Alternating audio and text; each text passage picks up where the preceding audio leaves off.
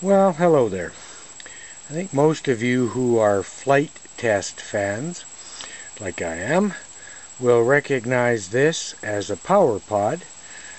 This one was built with one of the kits that comes from FliteTest.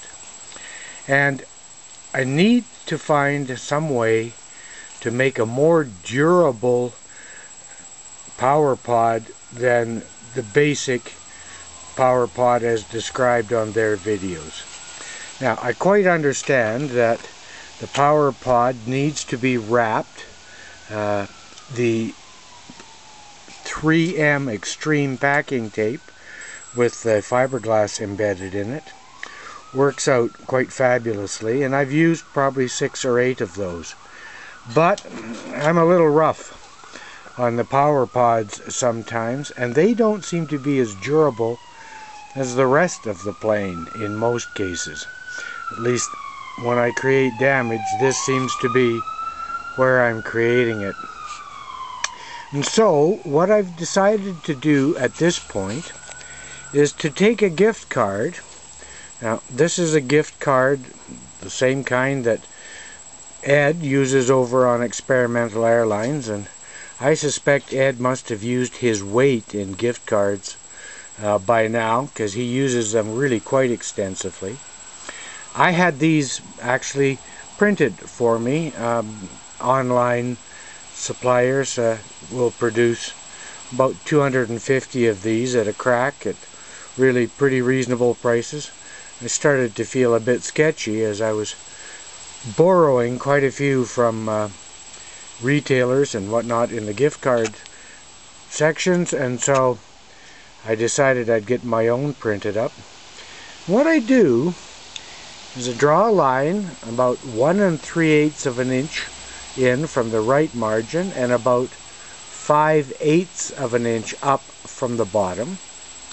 I then cut it along that vertical line on the left, and I end up with something like this, which I can then bend at the 5/8 point, and I put a couple of notches in it. This front notch is to accommodate that small hole in the firewall where the motor leads go through.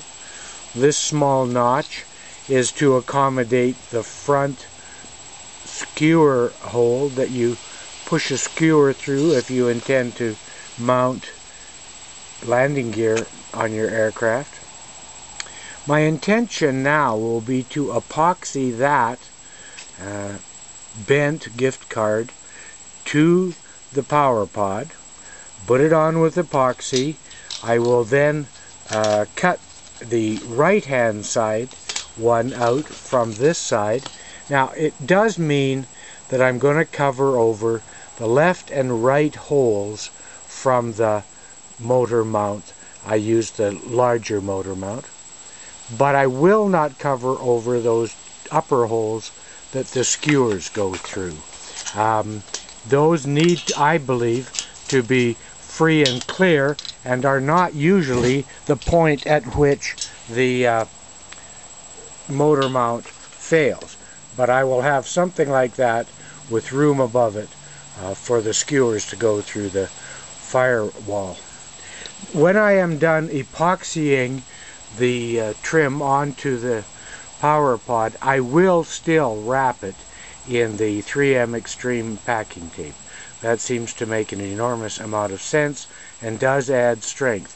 Particularly adds strength to the tabs, as I do get to use and swap my pods fairly often.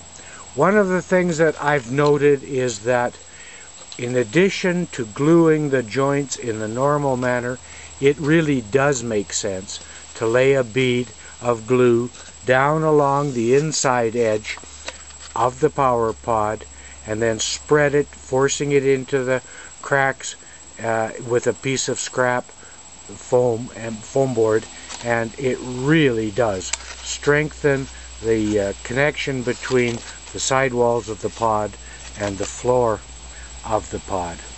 So hopefully that will create a stronger pod, and I may create a video again when I get the entire process completed. But anyways, thanks for watching, and Mackenzie out.